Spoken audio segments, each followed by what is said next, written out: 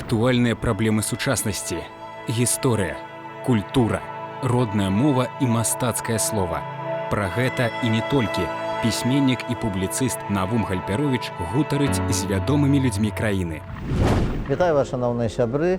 Я разумею, што калі мы гаворым пра кнігу, то ў кожнага ўзнікаюць свае асацыяцыі, таму што кніга да нас прыходзіць з дзяцінства, і кожны вызначае тое, што яму падабаецца чытаць і што значыць увогуле кніга. І вот сярод гэтых вызначэнняў я хочу прывесці вызначэнне сённяшняга майго госця, сённяшняга суразмоўцы нашага. Кніга – гэта культурны артефакт. І трымаць яе ў руках значыць атрымліваць станоўчую энергетыку. Перакананы мой сённяшні госць, загадчык кафедры культуралогіі Беларускага універсітэта культуры і мастацтваў Александр Иванович Смолик. Вітаю вас, Александр Иванович. Добрый день, Навум Яковлевич. Александр Смолик, кандыдат гістарычных навук, доктар культуралогіі, прафесор. Нарадзіўся ў 1944 годзе ў вёсцы Каловічы Вілейскага раёна Мінскай вобласці. Пасля заканчэння Вілейскай агульнаадукацыйнай школы працаваў у рэдакцыі раённай газеты «Шлях перамогі». У 1968 годзе скончыў Мінскі дзяржаўны педагагічны інстытут імя Горкага і аспірантуру пры ім. Застаўся ў педінстытуце ў якасці дацэнта кафедры, а пасля дэкана факультэта да універсітэцкай падрыхтоўкі. З 1992 года 15 год з'яўляўся прарэктарам Беларускага дзяржаўнага універсітэта культуры і мастацтваў, дзе з 2006 года працаваў загадчыкам кафедры гісторыі Беларусі і музеязнаўства. Сёння узначальвае кафедру культуралогіі, аўтар больш за 500 навуковых прац, манаграфій, падручнікаў па культуралогіі і гісторыі Беларусі. З кнігай я вырас, яна мяне суправаджае ўсюды, гэта мой спадарожнік на ўсё жыццё. Мне казалі, што першай вашай кніжкай былі казкі Шарля Перо, так? Памятаю «Чырвоную шапочку», вот эту сказку я прочитал за полгодины. Колькі вам было гадоў? Ну, я думаю, гадоў 6. Мне были старэйшыя сёстры, якія ўжо навучылі мне да школы чытаць. І я пайшоў у бібліятэку, мне не хацелі даваць у вясковай бібліятэцы, але далі. І я праз паўгадзіны зноў прынёс і сказаў: дайце другую. А ці прачытаў ты? Я говорю: а вы паспытайце мне. І я пераказаў эту казку. Захапленне гісторыі. Якія першыя кніжкі былі звязаныя з тым, што гэта гісторыя і што гэта захапляючая гісторыя, захапляючыя факты, захапляючыя сюжэты. Чаму я пайшоў на гістарычны факультэт? Таму што у школе, у вілейскай школе, куды я хадзіў ужо ў старэйшыя класы, быў вельмі цікавы выкладчык гісторыі, удзельнік вайны, які многа распавядаў не проста кніжна. І я захапляўся, чытаў і гістарычныя раманы французскіх пісьменнікаў, і гістарычныя раманы расійскіх. На жаль, такіх вялікіх гістарычных аповедаў, як Караткевіч і «Каласы пад цярбом», такіх, на жаль, у той час не было. Тады не было. Я ўжо пазнаёміўся пазней, і да гэтага часу гэта моя кніга настольная, я часта да яе звяртаюся. Гісторыя мяне цікавіла заўжды, і гісторыя сваёй вёскі. Цікава, што каля нашай вёскі была вялікая тэрыторыя. Пад назвай яе вяскоўцы называлі селішча.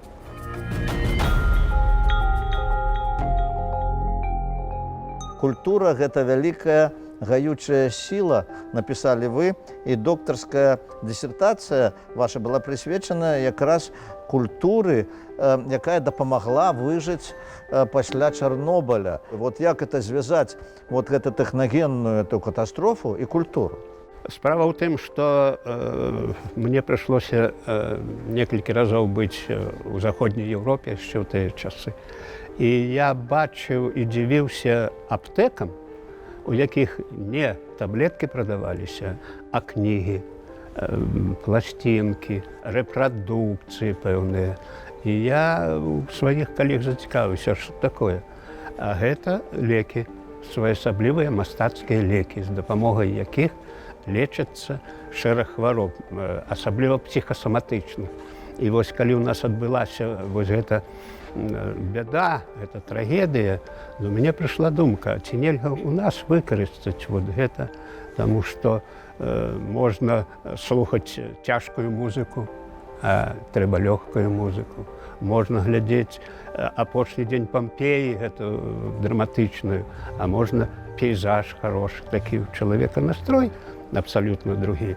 І вось я вырашыў вот, даследаваць гэту тэхналогію, вось гэтыя спосабы арт-тэрапіі.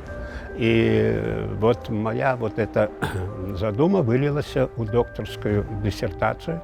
Мы у Гомельской области открыли филиал своего университета на той час, где навучали юнакоў і дзяўчат, якія мелі мастацкую пэўную адукацыю, выкарыстоўваць эту арт-тэрапію, музычную тэрапію, бібліятэрапію, нават лечыць кнігай гэтай, да, падбіраць літаратуру пэўную. І падрыхтавалі значную колькасць вот такіх спецыялістаў, якія да часу выкарыстоўваюць мастацтва, як некалі старажытныя грэкі гаварылі, для ачышчэння чалавека, катарсіса. Вы захапіліся гісторыяй, і, напэўна, вы тады, калі захапіліся толькі гісторыяй, як і ўсім нам не хапала, напрыклад, паняцце, што такое культуралогія. Увогуле, паняцце, што такое культуралогія для многіх, і сёння, можа быць, гэта, ну, неяк так, у навінку гучыць. Тым не менш, вельмі часта ўжываюць культуролог, я культуролог, да, або з пазіцыі культуралогіі, хаця это далёка не культуралогія. Нават, я не ведаю, пагадзіцеся вы са мной ці не, нават на самым такім высокім узроўні неправільна ўжываюцца некаторыя выразы. Напрыклад, газета «Культура і мастацтва». Культура і мастацтва. Мастацтва – адна з важнейшых форм духоўнай культуры. Нават наш універсітэт культуры і мастацтва. Я доўга пярэчыў, што не трэба так называць, таму што это з пункту гледжання культурологіі нонсенс. Ёсць культура матэрыяльная, а ёсць культура духовная. Вот. Хотя это тоже адносны падзел. І ў матэрыяльнай культуры ёсць духовнасць.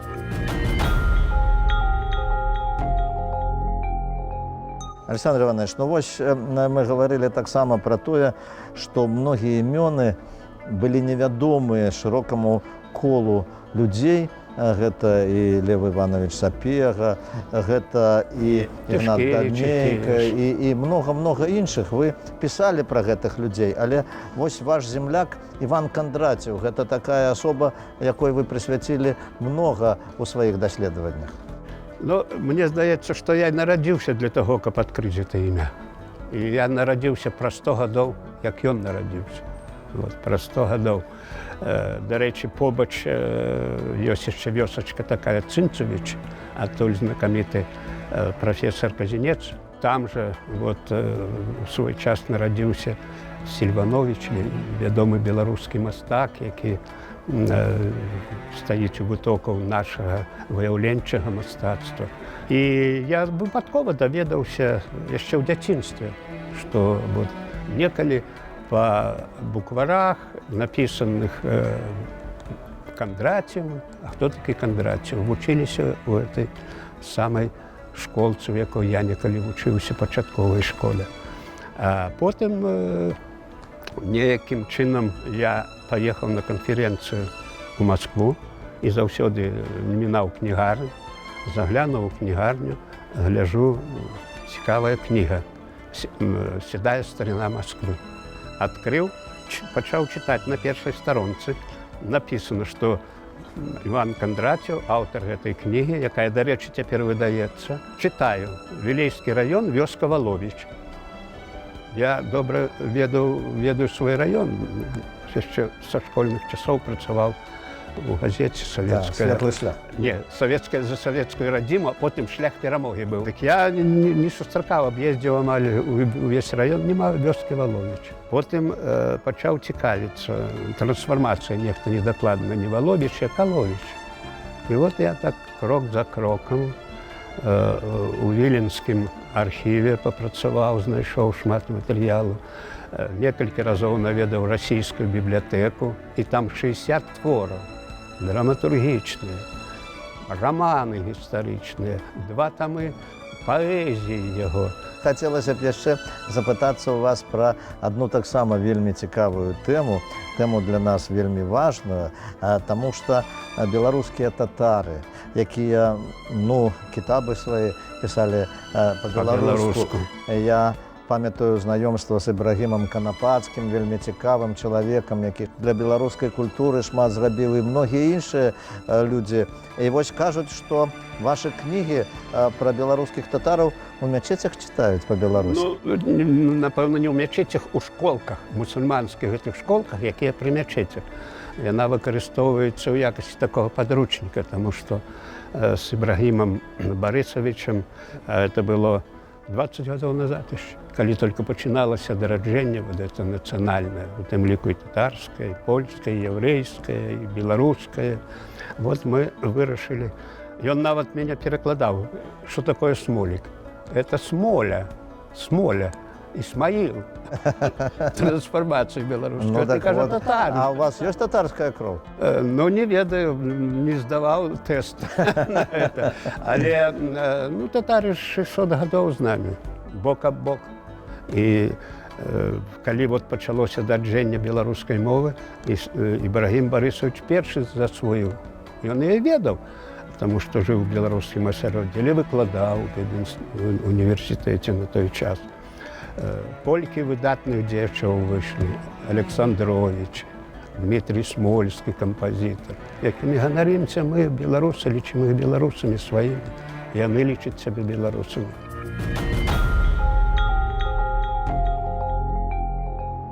Хацелася б яшчэ, каб вы адказалі на пытанне нашай апытанкі. Што для вас значыць любіць сваё? У першую чаргу, я думаю, любіць сваю малую радзіму, бацькаўшчыну, дзе нарадзіліся, дзе пачулі мову сваю, дзе мы упершыню адкрылі для сябе свет. Любіць там, дзе мы жывем, дзе працуем, тую прафесію, якой захапляемся. І самае галоўнае рабіць тое, што ўмеем і што патрэбна. А вось якія 3 месцы ў Беларусі вы параілі абавязкова наведаць кожнаму з нас? Па-першае, я думаю, што надо наведаць Вілейшчыну, я патрыёт са сваёй радзімы. Я думаю, што, безумоўна, трэба наведаць там, адкуль пачыналася наша гісторыя і культура, Полацк.